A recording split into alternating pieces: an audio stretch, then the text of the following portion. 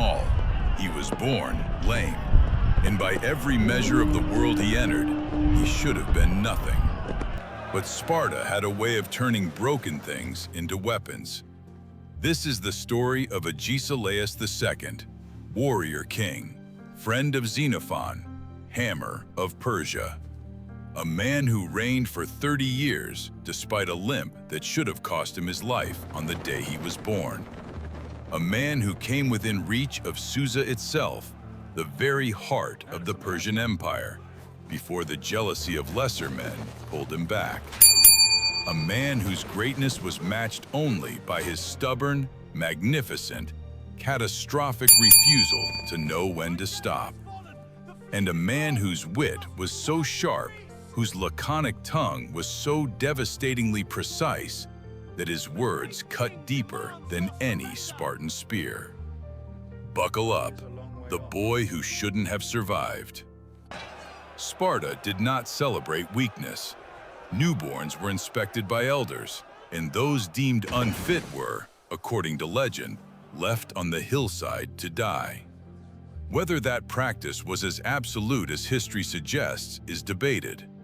But what is not debated is this: Agesilaus was born with a congenital limp, small, imperfect. The son of King Artaxerxes II, not first in line for the throne, a boy the world had already decided did not matter. They had no idea what they were keeping alive. Now, let's talk about the forge that made him. At 7 years old, Agesilaus entered the agoge, the Spartan educational system that would make grown men weep. Boys were taken from their families, stripped of comfort, thrown into barracks under the command of a 19-year-old Iren. They learned to read and write. They sang, they wrestled, they trained with weapons. They learned blind obedience. They learned to endure hunger, cold, pain, and humiliation without flinching. And they learned something else, that weakness was not a condition of the body, it was a condition of the will. Agesilaus had a limp. He overcame it. He not only survived the agoge, he excelled in it, which was remarkable because as a prince, he was not even required to undergo it. He chose to. In this, he followed the example of the legendary Leonidas himself, the king who died at Thermopylae, another heir who voluntarily submitted himself to the forge.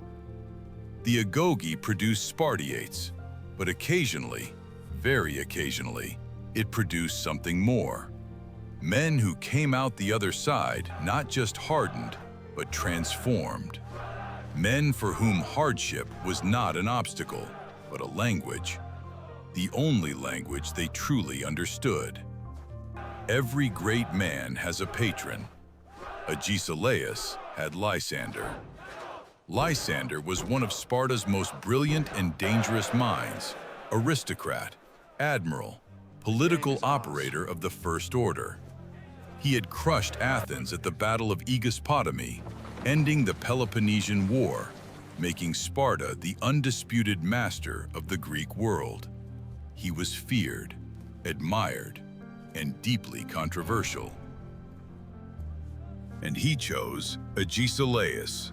When King Agis II died, it was Lysander who maneuvered Agesilaus onto the throne, arguing brilliantly before the Oracle of Delphi itself that the ancient prophecy warning Sparta of a lame reign referred not to the physically lame Agesilaus, but to the metaphorically lame claim of his rival, Leotychidus. The argument was audacious, it was clever, and it worked. Agesilaus became king. What Lysander did not anticipate was that the man he had placed on the throne had absolutely no intention of being anyone's puppet. The moment Agesilaus felt Lysander becoming too popular, too powerful, too present, he sidelined him, publicly, brutally, in the manner of a man who had learned in the agoge that sentiment was a luxury Spartans could not afford. Lysander never forgave him, and that resentment, That festering wound between two extraordinary men would eventually cost Sparta dearly. But here, before we follow Agesilaus into Persia, we need to understand who this man truly was. Because Agesilaus was not merely a warrior. He was something rarer and more dangerous. He was a warrior who thought. Someone once boasted about the strength of their city's walls, towering stone fortifications, impregnable, magnificent. Agesilaus looked at them and replied without missing a beat, "It's good enough for women." Someone asked him why Sparta had no walls. He pointed to his armed citizens standing in formation and said, "These are the walls of Sparta." Someone asked him why Spartans were the best soldiers in the world. He thought for a moment and replied, "Because they are taught how to lead and be led." That last one deserves to be written on the wall of every military academy and every boardroom on Earth. Because it is not just the answer of a soldier, it is the answer of a philosopher who happens to carry a spear. And then there was the time, while marching his army back through Thrace from Asia, that local tribesmen sent envoys demanding money and 100 women in exchange for safe passage. Agesilaus ignored them completely. He simply marched past their towns, and as he passed, he turned to his officers and said, "I wonder why they haven't come to get what they asked for yet." He then passed through Macedonia. The Macedonian king, attempting to appear generous and powerful, sent envoys to inform Agesilaus that he was graciously granting the Spartan army permission to pass through his lands. Agesilaus replied, "I didn't ask." 2 words, that is all. 2 words that contained an entire philosophy of power, delivered with the casual precision of a man who could not be bothered to waste more syllables on someone he did not consider an equal. But underneath the wit and the laconic brilliance was something that set him apart from almost every other Greek leader of his era. Genuine patriotism without personal ambition.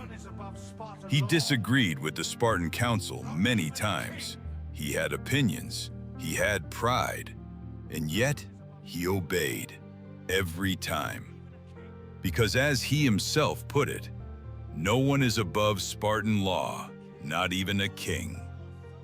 In an age of tyrants and self-serving warlords, that sentence alone makes him extraordinary. Now, here is the part that will blow your mind. In the spring of 396 BC, 62 years before Alexander the Great would do the same thing, Agesilaus sailed east. News had arrived that the Persians were assembling an army and a fleet to attack the Greek cities of Asia Minor. The satrap Tissaphernes, that old Persian fox, was flexing his power, and the Greek cities were calling for help. Agesilaus answered. At a Pan-Hellenic Congress, he requested 30 Spartan advisors, 2,000 freed helots, and 6,000 allied hoplites. His request was granted. He set sail from Gerastos in Euboea to Ephesus, which would become his operational base, and began a campaign that would shake the Persian Empire to its foundations. He had with him an advisor whose counsel would prove invaluable. A lean, dark-bearded Athenian who had already led 10,000 men across Persia and back. His name was Xenophon. And the 2 men, the lame Spartan king and the exiled Athenian adventurer, became friends. The kind of friends that wars make, the kind that last a lifetime. Xenophon had learned hard lessons during the March of the 10,000 about Persian cavalry, how deadly it was, how the heavy Greek hoplite was helpless against it on open ground. He shared those lessons with Agesilaus. The king listened. And during the winter at Ephesus, he organized a force of 2,000 horsemen that would change the balance of the campaign entirely. Then he did something brilliant. He sent word to Tissaphernes that he intended to campaign in Caria, to the south. Tissaphernes mobilized his forces there. Agesilaus marched north into Lydia instead. The Persian satrap had been completely outmaneuvered before a single spear was thrown. In 395 BC, at the Battle of the Pactolus River near Sardis, Agesilaus destroyed the Persian forces so completely that Artaxerxes II, the King of Kings, had Tissaphernes executed. Let that sink in for a moment. Agesilaus campaigned so effectively that the most powerful ruler on earth started killing his own generals out of frustration and fear. And then, according to Plutarch, and this detail is almost too good to be true, Agesilaus looked east, toward Susa, the Persian capital, the throne room of the empire. He began making preparations. He was actually going to do it. 62 years before Alexander, a lame Spartan king was pointing his army at the heart of Persia and saying, "That way." He never made it. Not because Persia stopped him, because Greece pulled him back. Artaxerxes II was no fool. He understood something that lesser rulers miss, that sometimes the most effective weapon against an enemy is not an army, it is gold. He bribed Athens. He bribed Thebes. He bribed Corinth and Argos. And with Persian money flowing into the treasuries of Sparta's rivals, the Corinthian War erupted behind Agesilaus, forcing him to abandon his Persian campaign and march home to save Sparta itself. Cities have fallen, my king! Corinth, Athens, assembles Thebes! Thebes had triggered the conflict in characteristically clever fashion, forcing a dispute between its ally Leuctra and Phocas, knowing Sparta would intervene in defense of Phocas. The trap worked perfectly.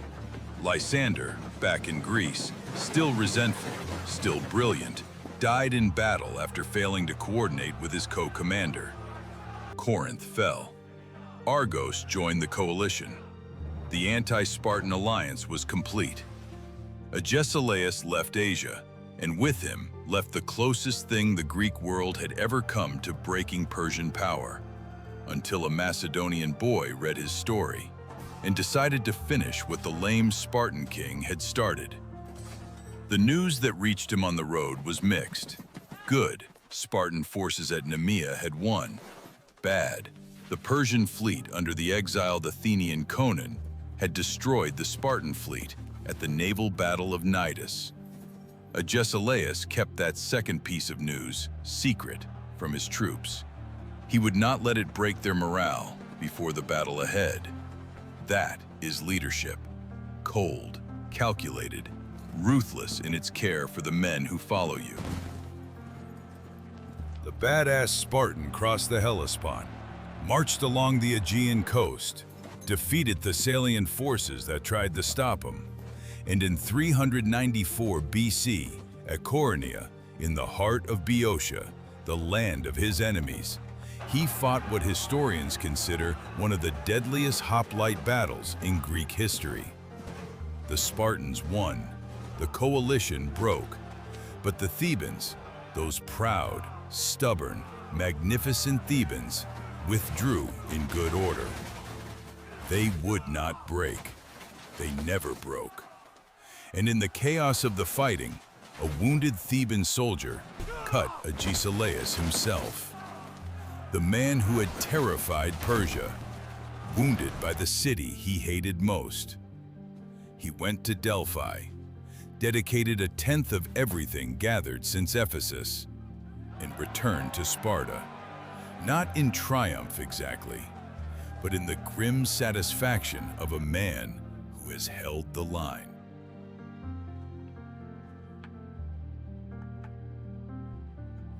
Even as Agesilaus projected power outward, the foundations of Sparta were cracking from within. The great influx of wealth after the Peloponnesian War had triggered inflation. Citizens living on fixed incomes were being impoverished. Men who could no longer afford their contribution to the communal syssidia, those mandatory dining clubs that defined Spartan citizenship, lost their status. They became hypomeones, inferiors. Men who had been warriors, reduced to second-class citizens by economics. This produced what historians call oliganthropia, a catastrophic decline in the number of full Spartan citizens. The army that had terrified the world was shrinking, not from battle losses, from poverty. A man named Xenophon, a respected member of the royal guard who had suffered exactly this fate, organized a conspiracy. He had the support of helots, freedmen, and perioikoi, all the people whom Spartan society had kept down for generations. The plot was revealed to the ephors before it could be executed. Xenophon was arrested and executed, along with all his followers. But the problem that had created him, the oliganthropia, remained. Unresolved, festering, a slow poison working through the body of Sparta that no battle victory could cure. Agesilaus understood this. He was one of the few who truly saw it, and it was one of the deep sadnesses of his reign that the city he loved with every fiber of his being was declining in ways that his sword could not stop. The Sparta were Sparta the young men, and her borders the points of their spears. Agesilaus said that, and for generations it had been true, until July 6th, 371 BC. Leuctra, a small town in Boeotia, a day that changed everything. Thebes, under Epaminondas, a general of the First Order, a mind that did not accept the way things had always been done. He broke the rules. The traditional phalanx spread evenly across the line. Epaminondas did the opposite. He stacked his left flank 50 ranks deep, 50. Where others stood 8, maybe 12 deep, he built something else entirely. A weapon, a battering ram of flesh and bronze aimed directly at the Spartan right, the place of honor, the place of the elite, the place where the best Spartans always stood. King Cleombrotus was there, not Agesilaus. Agesilaus had sent him, and Cleombrotus never knew what hit him. The Theban left advanced, and then it struck.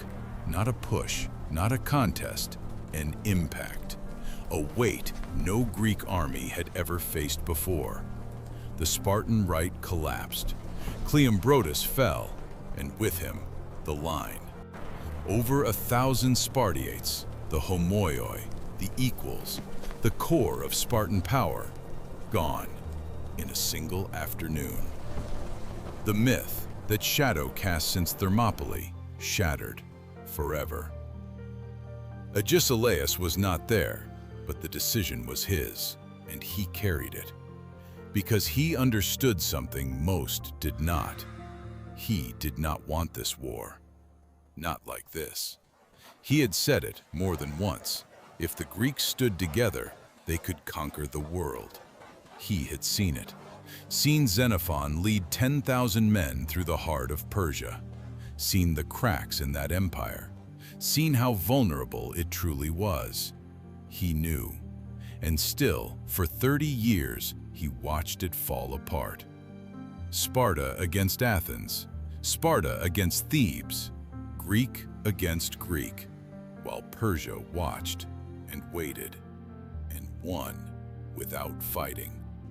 Because what Alexander would later do, what Agesilaus almost began, required one thing above all: unity. And Greece would never have it. Not while Sparta and Thebes were determined to destroy each other. That was the tragedy of Agesilaus. Not that he failed, but that he was right, and the world was too small to listen.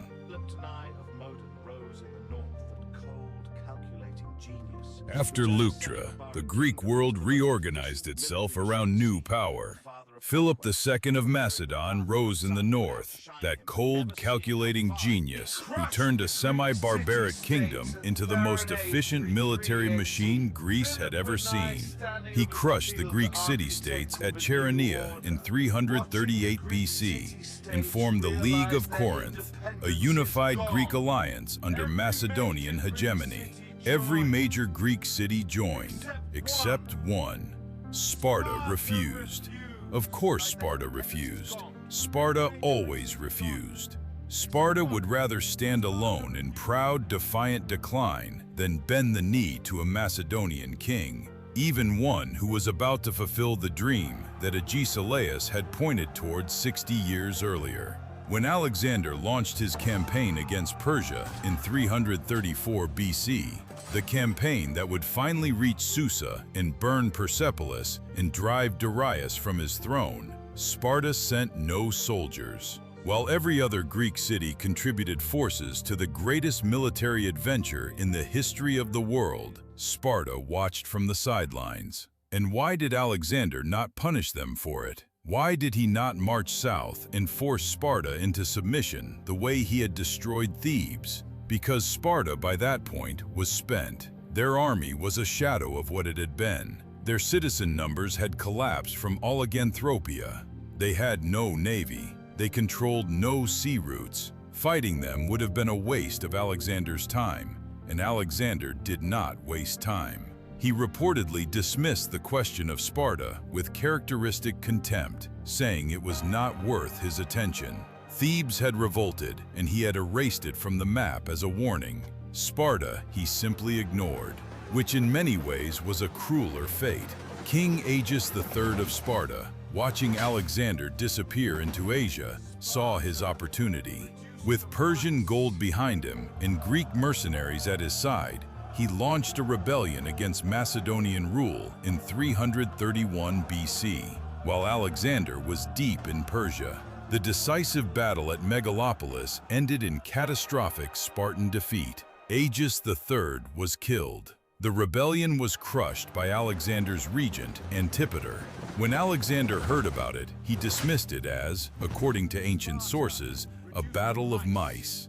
Sparta, reduced to mice. By the standards of the world Alexander was reshaping, it would have broken Agesilaus's heart. And yet, somewhere in Alexander's ambition, in his burning desire to march east and break Persia, there was an echo of a lame Spartan king who had stood at the edge of Asia 62 years earlier and pointed toward Susa. Agesilaus started that dream. Alexander finished it.